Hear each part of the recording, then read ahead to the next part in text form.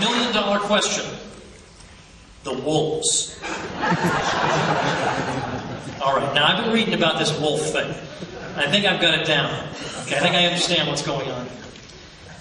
But in effect, I hope you won't think it's a cop-out. I'm going to be talking to some people about the wolves tomorrow in a little bit more detail. But ultimately, what I want to do with this book was to give people the history to defend themselves when they're in... You're going to be smeared if you support this. I'm just telling you right now. They're going to call you all kinds of names. Okay, wear it as a badge of honor. Exactly. Good. I don't want the New York Times to like me, then I'll wonder if I'm wasting my time. I want people to be able to defend themselves, have all the evidence, because the other side, people who are going to be highly critical of you in a really insulting way, they're not going to know this stuff. You'll know. I want to do that. I want to give people the tools necessary, but then say, you have to decide in your state or your region, what is the issue that you think can unite a lot of people? Where a lot of people, maybe across partisan lines, across philosophical lines, can say, well, look, we have a lot of disagreements, but this is ridiculous.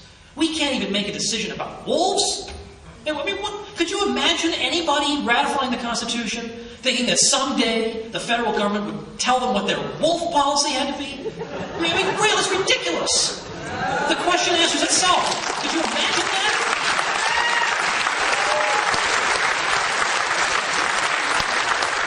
But every state has got to decide for itself. The possible costs, the possible benefits, the likely outcomes. Can it indeed work out the way other things have worked out, where the federal government just finally decides, look, it's a complete PR disaster to go fight against states over wolves, when the whole state is going to be united against us. We're going to look...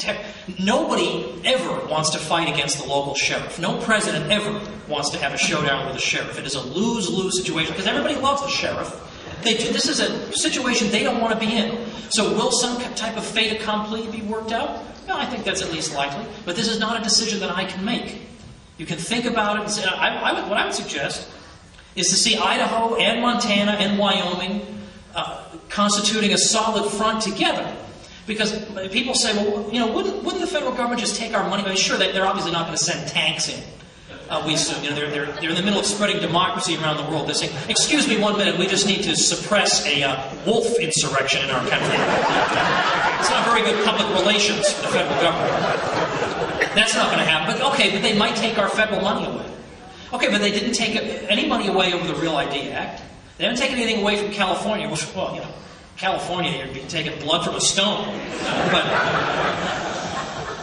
So on the one hand, you could just bankrupt yourself so much there'd be nothing left in the till. But they would, in other words, they would maybe not give you money for X, Y, and Z that you're expecting to get. But that's precisely why I think there's strength in numbers here. I mean, the federal government, thanks to the 16th and the 17th Amendments, in some ways has the states right where it wants them. But there's always strength in numbers. If a whole bunch of states say, look, that is it. I mean, obviously we know if we do nothing, it's just going to go on and on like this. Where people in the central government just do more and more perverse things. Things get worse and worse and worse. The debt gets worse. Everything gets worse. More and more is demanded of us. Less and less is given to us. Over and over. Like, we know this is going to happen. So what the heck? We've got to do something. We have to, in effect, make history right now. And if we had 10 states saying, well, we're not doing this, and another dozen saying, we're not doing that, are they going to take the money away from everybody? Well, what's going to happen? One state's going to get all the highway money? I mean, really. So there are a lot of things we can do. A lot of things we can try. We could even try the constitutional amendment proposal from Professor Randy Barnett, where he says, if 2/3 of the states declare a federal law to be unconstitutional, it is hereby repealed. Okay, well, that's not a bad start. Now that, and I put that in the book, I said I would accept that as step one. I wouldn't be settled for that, but I would take it as step one, because it belongs to the spirit of the principles of 98, the idea that the federal government has to be limited, if it can be limited, by something other than itself. Now, I happen to think 2/3, how about a simple majority, like, how about 26? If 26 states say something's unconstitutional, then it should be repealed.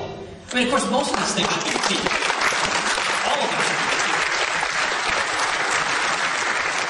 There doesn't have to be a federal policy on every single thing in the world. That's all. That's the great liberating insight that I leave you with. next week, I begin teaching a little course. You wonder, how do I make a living after all? I mean, do I just give speeches all day? Like, how does this guy do this? I used to be a professor, and I did enjoy that actually very much. And I still stay in touch with some of my students, and it was a very valuable thing. But now I enjoy being able to do a lot of things. I do a lot of speaking, I do a lot of writing, and I teach online via the Mises Academy, where we offer courses, and you can sit there in your room, your home, and if for some reason you wanted to do this, you could actually have me sort of, in effect, coming into your own living room and yammering at you once a week for the duration of the course. And so I just finished a course on the history of the Great Depression and the New Deal. And so I had about 160 people, all different parts of the country. Here I am in rural Kansas, in a house that almost didn't qualify for high-speed internet. It was unbelievable. I was like, oh my gosh, I just spent all this money in this house. We're so remote, we can't even get high-speed internet. But thank goodness, by a thread, we got it. And so for me, in my home office there, I'm able to reach all these people. And I talk, and then I take questions, and then what typically happens is at that point, you can leave, or you can just stay and we'll chit-chat. And we would just chit-chat for just hours and just talking about whatever. And it was just great fun. My wife would be, up there sending me text messages like, are you going to come up to bed, or what in the world is going on?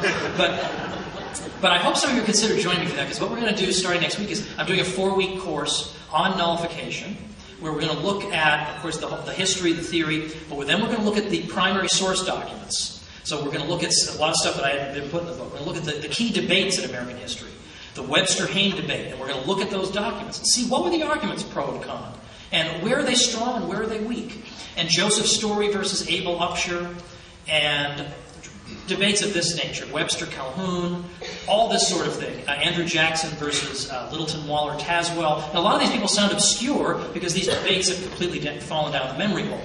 When I was at, this is my last point, when I was at Columbia University getting my PhD, just at random, I was in the library doing some research, and I stumbled across a pamphlet defending nullification by a judge, Abel Upshur, who later served in the cabinet under President Tyler. And it was the most compelling defense of nullification I had ever read. And it was published in 1833, reprinted in a magazine in 1835, and then never heard from again. The best document I've ever seen on this subject. So I put it in the book. I said, oh, why not, right? Let it see the light of day. I used to assign that to my college kids, because if it hasn't appeared in all this time, no one has written any cheat sheet essays on it. So a lot of them, when I handed them this essay, were giving me the "you are such a sucker" look. And then they went to Google. They found nothing came up.